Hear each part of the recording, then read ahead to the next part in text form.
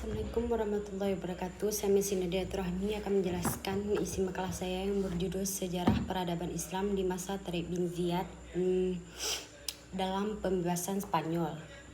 Islam sebagai agama rahmat bagi seluruh alam tentu akan tersebar ke seluruh penjuru dunia dan pasti akan diterima oleh seluruh manusia yang menggunakan akal dan hatinya untuk memahami ajaran dan syariatnya. Hal ini terbukti dengan tersebarnya Islam hingga ke benua Eropa. Dalam proses penaklukan Spanyol terdapat tiga pahlawan Islam yang dapat dikatakan paling berjasa memimpin satuan pasukan ke sana. Mereka adalah Tariq bin Malik, Tariq bin Ziyad, dan Musa bin Nusair.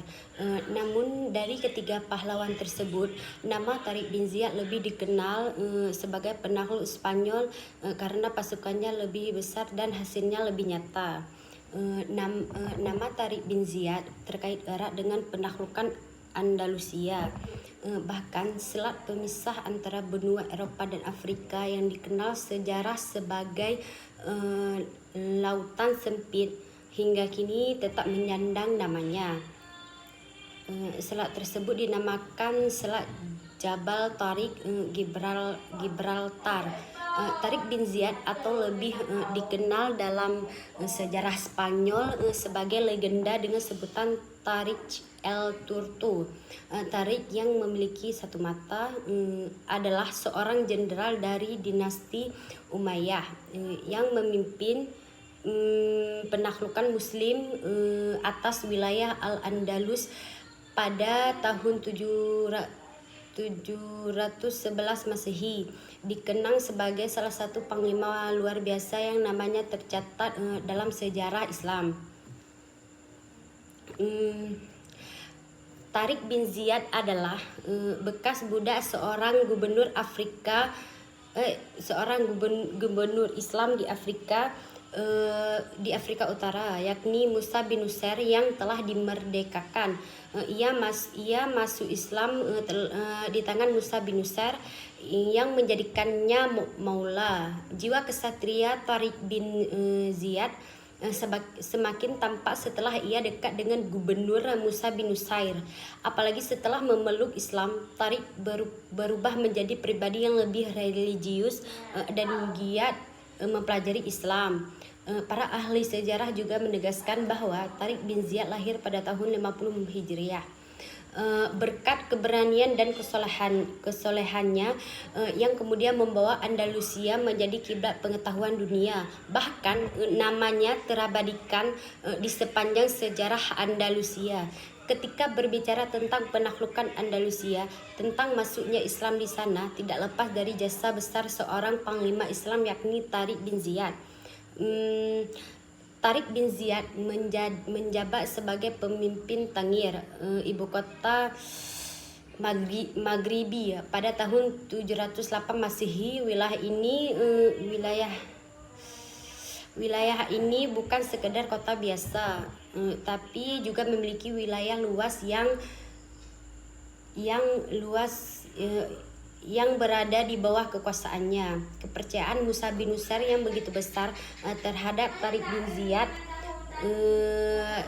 terlihat ketika Tariq bin Ziyad diberikan kepercayaan memimpin 12.000 orang tentara Islam untuk menaklukkan Andalusia. Keberadaan Tariq bin Ziyad yang memimpin wilayah Tangier lalu menyeberang dan menerobos ke Spanyol untuk menaklukkan dan menundukkan sebagian besar wilayah yang selanjutnya berada di bawah kekuasaan Islam dalam hitungan beberapa tahun saja. Itu sudah cukup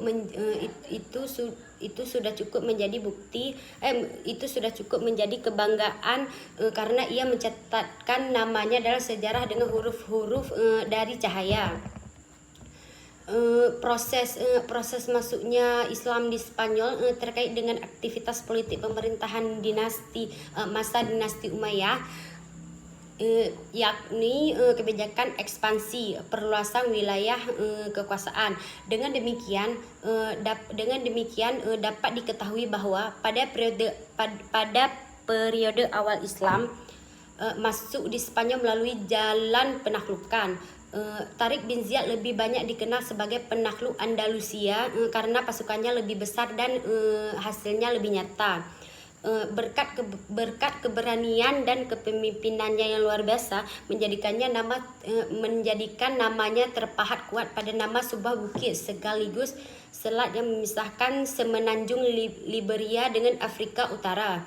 Menjelang penaklukan oleh Islam, Spanyol dipimpin oleh seorang raja yang bernama Roderick. Kekacauan di berbagai tempat mulai timbul setelah berada di bawah kekuasaannya. Pada masa pemerintahan, kondisi kehidupan masyarakat Andalusia pada sedang diambang kehancuran. Keadaan politik yang sangat buruk dikarenakan para pemimpin berlaku tidak adil dan membentuk pemerintah yang korupsi. Terjadi perbedaan kelas sosial antara yang kaya dan yang miskin, kaum bangsawan dan para budak. Pajak hanya berlaku pada masyarakat kelas bawah saja, sedangkan masyarakat kalangan atas dibebaskan dari pajak yang kemudian mereka gunakan untuk berfoya-foya di istana oleh golongan bangsawan. Tidak adanya sikap toleransi terhadap agama lain, dan penguasa lebih mementingkan kepentingan agama yang dianutnya saja. Sekian dari penjelasan saya. Apabila ada kesalahan saya mohon maaf. Saya akhiri. Assalamualaikum warahmatullahi wabarakatuh.